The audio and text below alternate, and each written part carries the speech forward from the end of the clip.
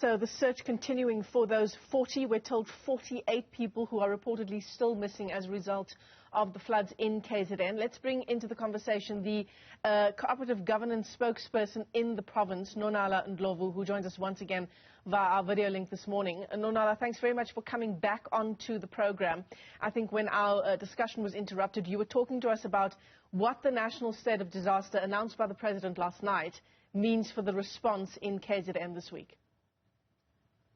Okay, Michelle, as I was saying, the national state of disaster means that there is going to be a heightened response.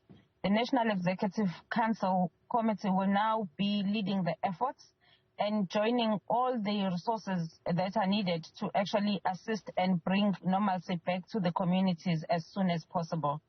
I did indicate that the building of the temporary shelters for the displaced will commence as soon as the ground becomes stable. That is what the MEC for Human Settlements has assured the public about.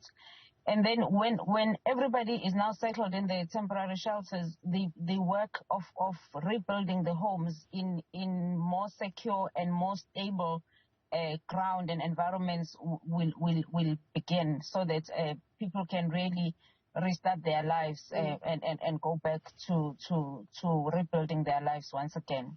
I understand there are a number of moving parts to the response in KZN, Nonala, not least because of the weather. You're talking about building these temporary shelters as soon as the conditions become stable. We know that this week the weather is forecast to have no rain until the weekend. But what kinds of timelines are we talking about? Like, how long would it take for us to know whether the ground is stable? And I'm not sure whether you have that answer. Well, I don't have a specific answer to that. And even the people that are seized with the responsibility were saying that it's very difficult. It's still very, very early days to tell at the moment, because the amount of rain that fell is just immeasurable, and the ground is so saturated at the moment.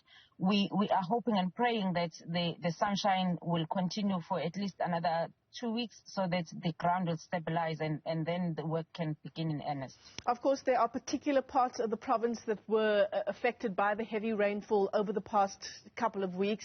Roads, bridges, and as we say, houses all damaged or completely destroyed. In terms of roads and bridges, Nonala, what's the temporary response while we wait for the land to settle down? Is there a temporary measure that's going to be put in place for those particular areas? Well, I must indicate, Michelle, that the work to rebuild the access to some areas that were completely cut off has already begun. I can make an example that the road connecting Umlazi that was completely washed off has now been reopened, and it's now working, and the teams are continuing to work in other areas as well to make sure that communities are not completely cut off. While the bigger assessments are happening, but the temporary solutions are being implemented wherever it is possible. Yeah. Schools also damaged. The number that I have, 600 schools damaged due to flooding, 270,000 learners impacted by those damaged schools. And I know that this is also a question that the Department of Education in the province will answer. But what is COGTA's involvement insofar as getting kids back to school is concerned, Nonala, in a context where we've lost already so much school time due to COVID-19? Well, the Provincial Executive Council has actually deliberated on the issue of schools. And at the moment, what we know is that there's about 17 schools that are not going to be usable at this point. And measures are already in place for temporary housing for the kids to be implemented. And they are going to be using that temporary shelter to continue with the schooling program, so that it gives the department time to rebuild their schools. But what the MEC for Education has said is that as much as possible, they will limit the amount of time that the learners are not actually receiving their lessons and continuing with their education. Yeah.